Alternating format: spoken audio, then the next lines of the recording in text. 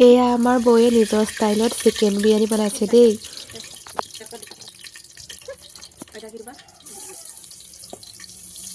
এইখিনি বিলাহী, পিঁয়াজ আৰু এইবোৰ বটা নহৰু আদা।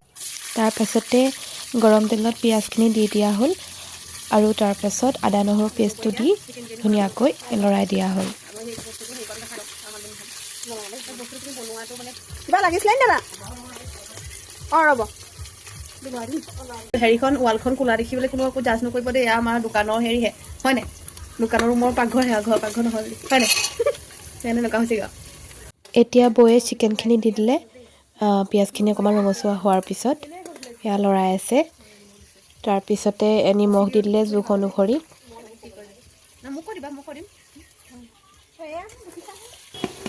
এটা বিলাহী দিয়া হৈছে। লোকে কেনেকৈ খাই নাজানো, আমি এনেকৈ বেছি ষ্টাইল আমাৰ হেৰি আৰু এইটো কি চাউলটো সোৱাদ হ'বৰ কাৰণে বৌয়ে গৰু ঘিউ অকণমান দি দিছে পানী দি ঢাকন লগোৱাৰ আগত প্ৰেছাৰ কুকাৰটোত। এতিয়া জোখ অনুসৰি অলপ গৰম পানী দি প্ৰেছাৰ কুকাৰৰ এটা চিটি অহালৈকে সিজাই থকা হ'ল।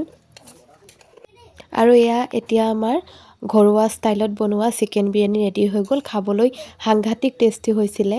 খাই কেনেকুৱা লাগিছে?